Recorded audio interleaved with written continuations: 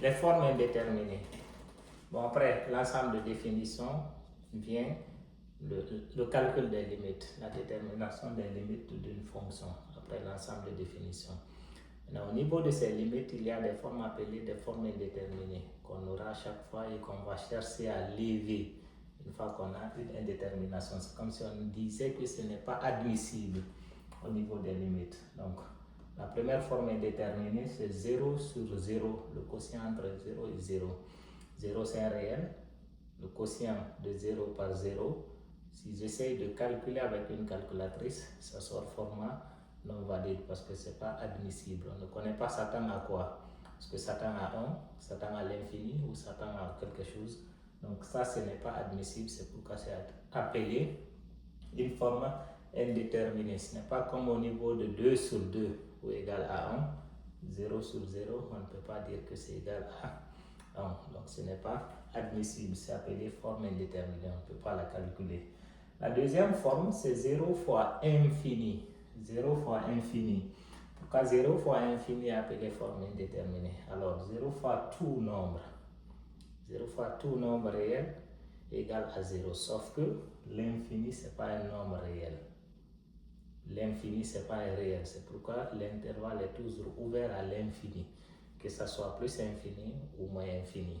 Ça, c'est un cas. Deuxième cas, infini fois tout réel est égal à infini. Infini multiplié par 1, c'est infini. Multiplié par 3, c'est infini. Multiplié par 100, c'est infini. 0, c'est un réel. Mais il y a un dilemme. C'est comme s'il y avait un orgueil. 0 fois tout nombre, c'est égal à 0. Infini fois tout réel, c'est égal à infini. Entre les deux, qui va céder? On ne sait pas. Donc c'est pourquoi la forme là aussi est appelée une forme indéterminée. Lui, il mange tout. Lui aussi, il mange tout. Les deux n'arrivent pas à se manger. Personne ne tire l'autre vers lui. Troisième cas, plus infini, moins infini. Alors, lorsqu'on a plus 2, moins 2, on dit que c'est égal à 0. Mais attention, les infinis ne sont pas tous égaux. Les infinis, ils ne sont pas tous égaux. Je prends plus infini, j'ajoute 1, c'est égal à plus infini. Je prends plus infini, je réduis 1, c'est égal à plus infini. Je prends plus infini, je multiplie par plus infini, ça me donne plus infini. Il y a combien d'infinis ici? Résultat 3. À supposer que ces deux infinis sont égaux. Ces deux-là ne seront pas égaux. Si ces deux sont égaux, ces deux-là ne seront pas égaux comme résultat.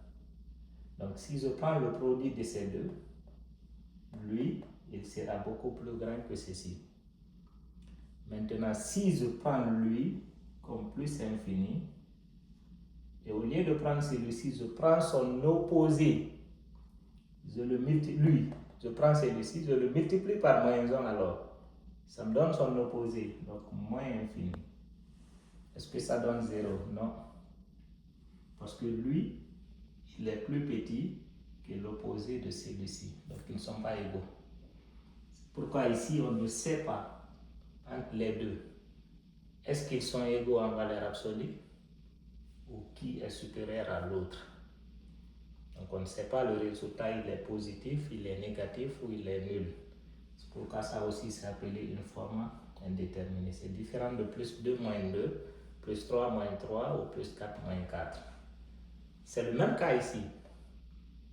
2 sur 2 c'est 1, 3 sur 3 c'est 1. Infini sur infini, qui des deux est grand?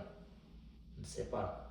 Est-ce qu'ils sont égaux? S'ils étaient égaux, on allait dire que c'est égal à 1, mais on ne sait pas s'ils sont égaux.